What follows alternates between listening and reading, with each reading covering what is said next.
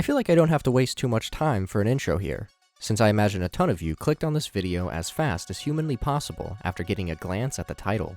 Well, you all guessed right, ladies and gentlemen, as we are about to re-enter the terrifying world of Godzilla analog horror. This makes the fourth video talking about this mashup that I could never have foreseen working as well as it has been. We have the latest Man in the Suit entry to cover, and new additions into the Invasion of Godzilla. I'll do my best to catch you up to speed, but if you want the full 4+ Godzilla experience, I'll have the previous Godzilla analog videos linked down below for you to check out. Also, if you haven't already, be sure to check out the original works to support these creators who are the ones to bring all this to life. But without further ado, let's get settled in with our protective gear and face the horrors of analog Godzilla together once more. But before I let you get too far, have you been having trouble getting some shut-eye due to the horrors that we have to witness on a weekly basis? Well, this video's sponsor, Manta Sleep, may be just the thing you need. Manta Sleep makes high-quality sleep masks to fit your resting needs. These masks come with adjustable eye cups to alleviate pressure and to ensure that no light is making its way through. Complete blackout.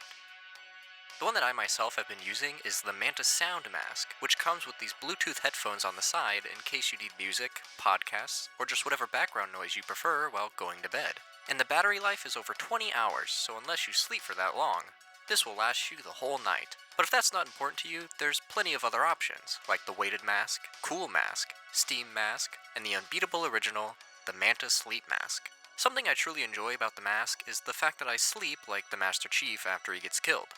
And this mask manages to stay on perfectly fine and comfortable while I'm tossing and turning around endlessly like a madman. I'll have a link down in the description if you want to get your very own Manta Sleep Mask, and be sure to use the code 4+ at checkout to get 10% off your order. Once again, a huge thank you to Manta Sleep for sponsoring today's video. But anyways, now you can pass through.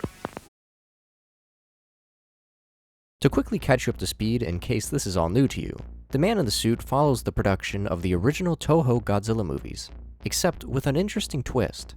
During the filming of the first movie, the actor inside the Godzilla suit found himself morphing into the creature itself, no longer becoming just a guy in a costume. Every year, it seems the studio doesn't learn from its mistakes, and continues to use this Godzilla suit man in their movies, even going so far as to use different suits for other monsters, and putting another poor soul in them. Godzilla suit man always ends up attacking the other actor, and in more cases than not, makes it to where they also fuse permanently with their monster costumes.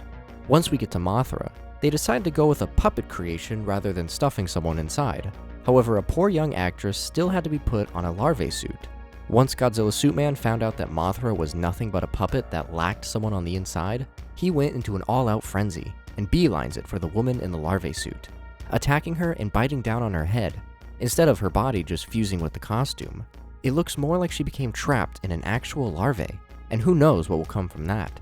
Will she completely transform, leading to the larvae hatching out the first real created monster?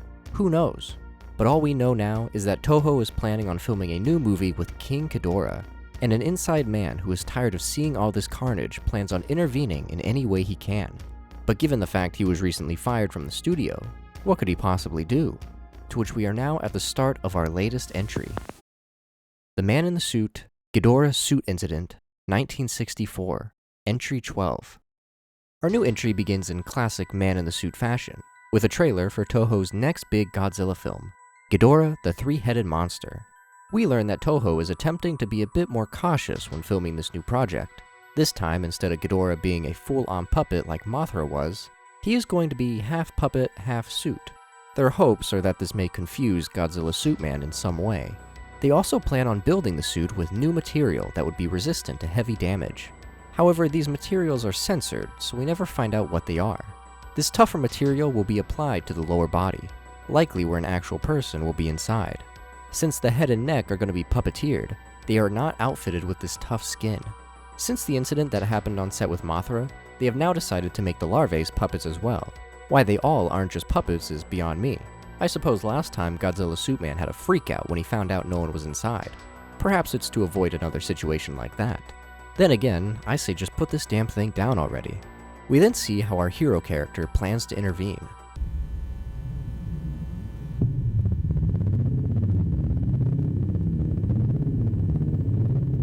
It looks like he plans on sneaking a shotgun onto set.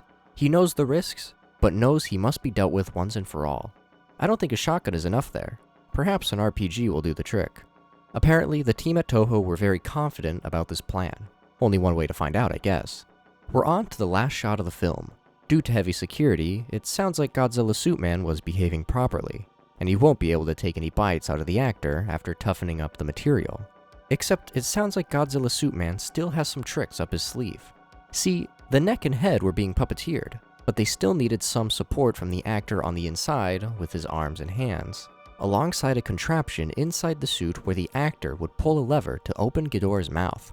Right at the end of filming, however, Godzilla Suit Man stopped moving and just began to shake violently. In a not very smart move, the Ghidorah suit actor gets too close to Godzilla Suit Man, and boy would he live to regret it.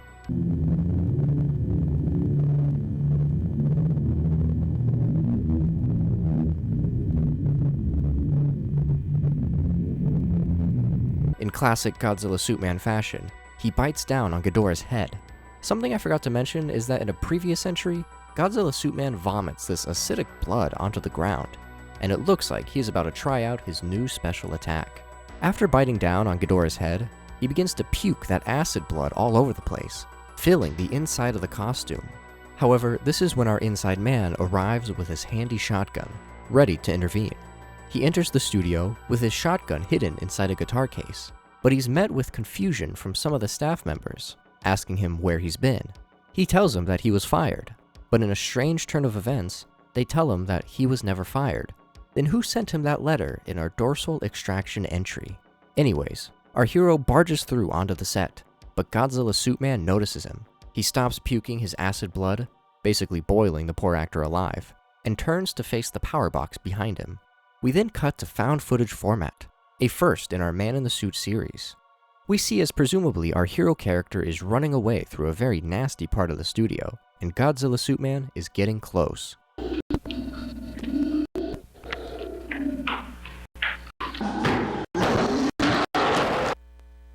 He throws the camera down, and we can hear as the shotgun goes off.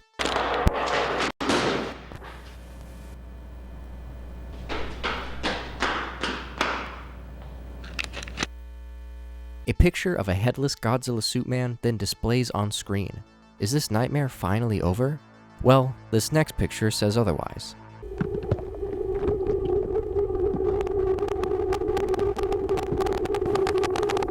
Looks like Godzilla Suit Man is capable of healing himself.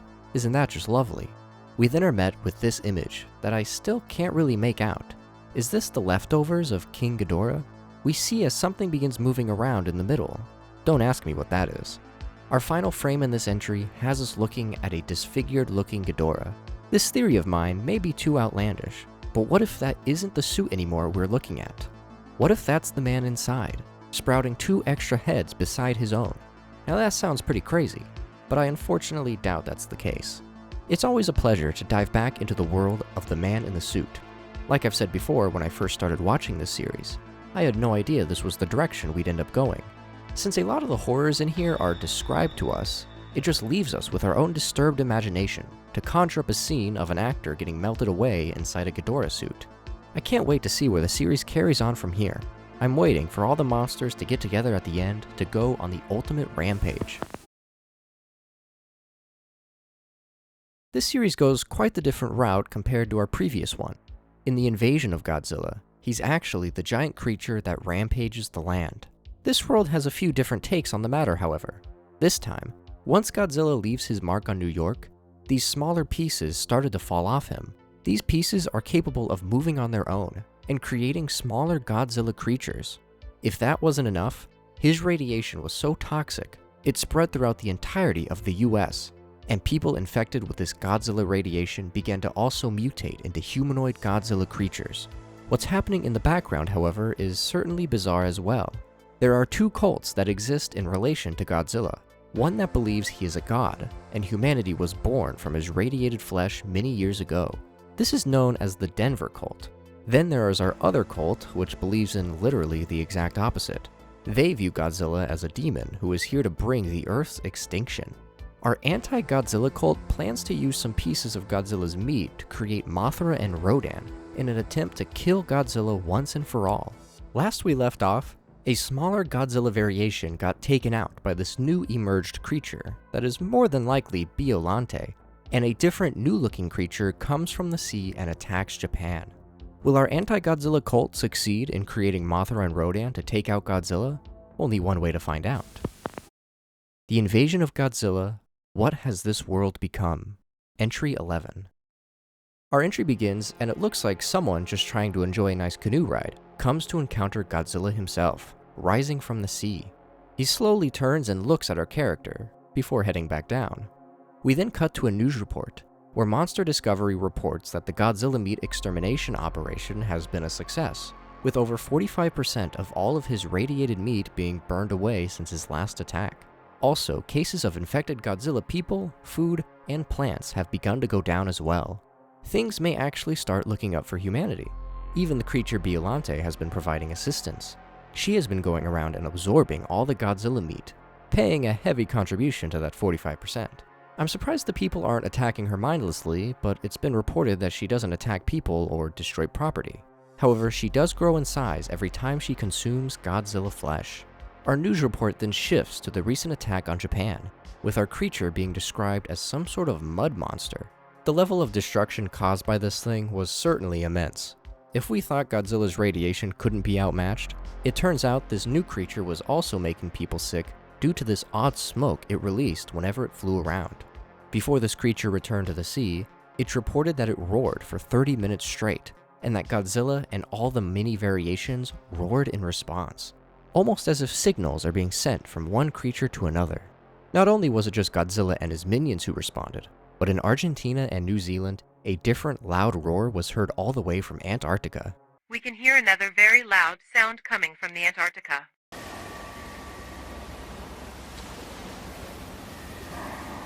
If I remember correctly, that's where it's hypothesized Ghidorah is hiding out. Only a handful of people believe that Ghidorah still remains alive, but it just isn't certain. In other news, the government has tracked the real Godzilla's location, down in the North Pacific Ocean, and they are ready to fight back. We then cut to our next segment, updates on a Monster Discovery team meeting. Monster Discovery may seem like just your cool monster show, but it's really a part of the cult, and its main duty is hunting down and learning more about Godzilla. In the meeting, we hear from Samuel Carter, who was the guy originally a part of the evil Denver cult, but after a change of heart, moved on to the other one out to stop Godzilla's rampage. We learn that the Denver cult had recently attacked one of their facilities, and Mothra and Rodan are going to be up and ready a lot sooner than expected. The main point of this meeting is all about the mud monster that attacked Japan. Turns out this creature is now swimming its way towards the US. In better news, we actually find out what this mud monster actually is. Can you explain the origin of this creature? Okay, Mr. Sam. Actually, Mothra nearly burned to death as we thought, but somehow Mothra managed to escape from her papa and find a way out of the facility. And then when it got to sea, it began to eat Godzilla meat in the sea and eat the marine animals, wood, and marine garbage. As it turns out, it's a deformed variation of Mothra. When the Denver cult attacked, they sought to burn all of the experimental monsters that were being prepared to take on Godzilla. Mothra was able to escape this disaster, but not without some battle scars, as it's predicted her eyes were burned in the process.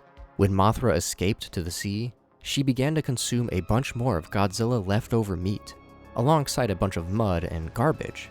This caused her to evolve in a much different way. Mothra doesn't deserve this fate. Another interesting fact is that unlike Godzilla, who gains energy from consuming radiation, Mud Mothra gets her energy from consuming pollution and garbage. At first I thought there was only one Mothra, but apparently the one that turned into a mud monster was just a premature variation of her, so our Monster Discovery cult still has one ready to hatch and take on the challenge. Our meeting takes a quick detour to talk about Connor Kingston.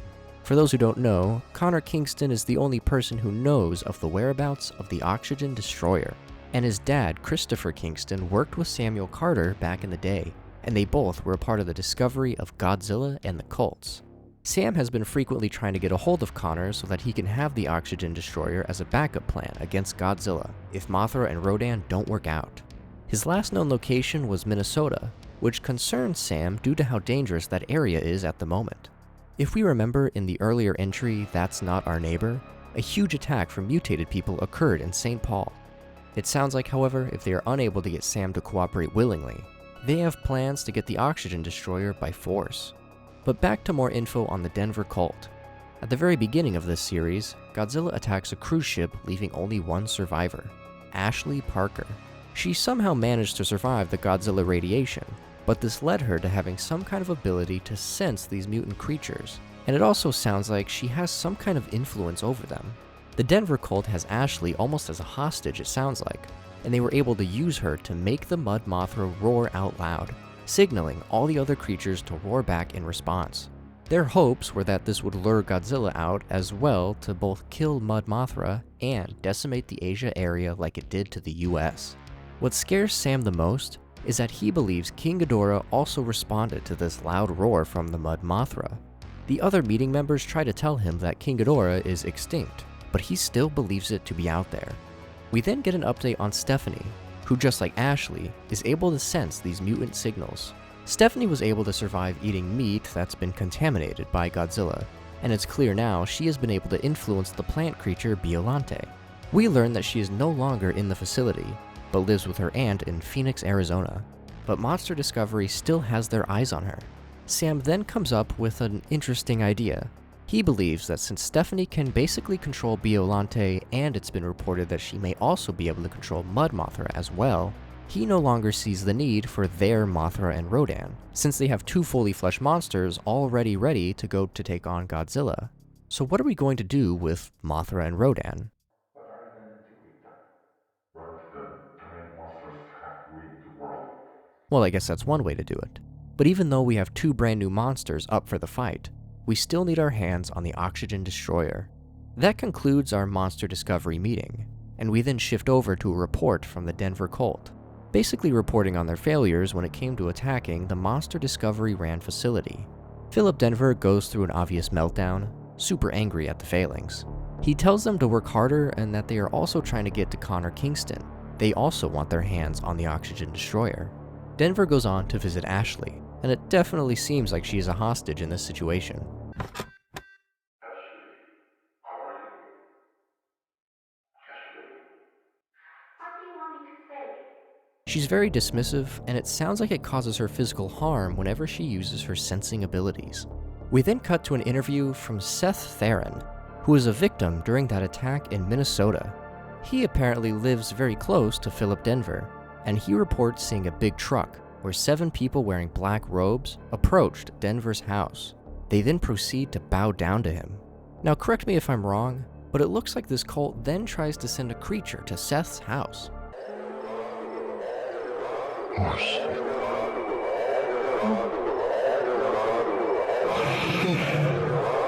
The mutated person breaks into the house and Seth tries to hide. He loads up a gun and is face to face with this disturbing creature.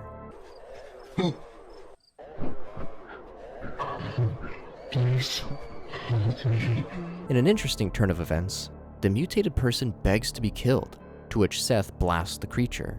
At least I think this is Seth.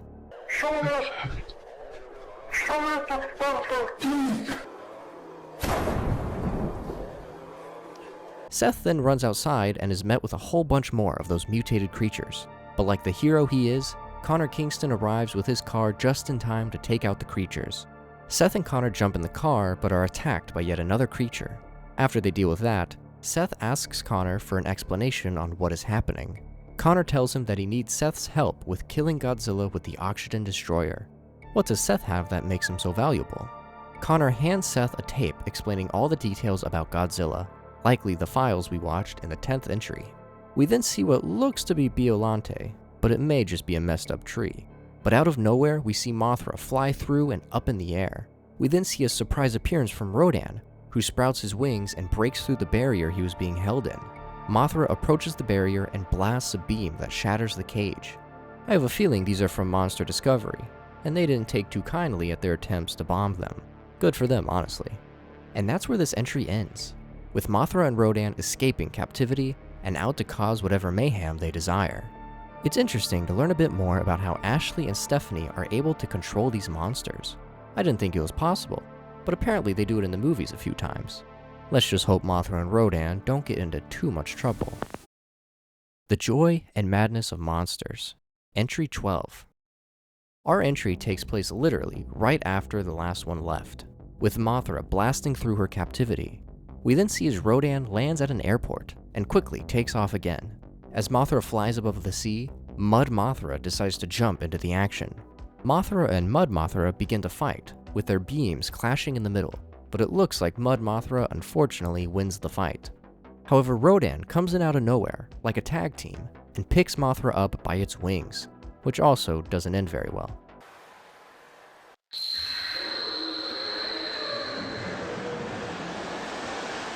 The three of them begin to fight head-on, and it really looks like Mud Mothra is the most powerful of these beings.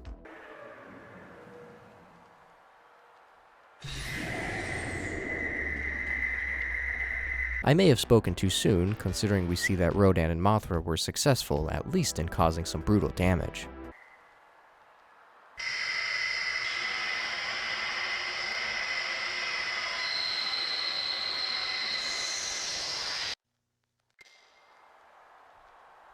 Is Mud Mothra truly dead is the real question. Mothra and Rodan shout in victory before we cut to our next segment.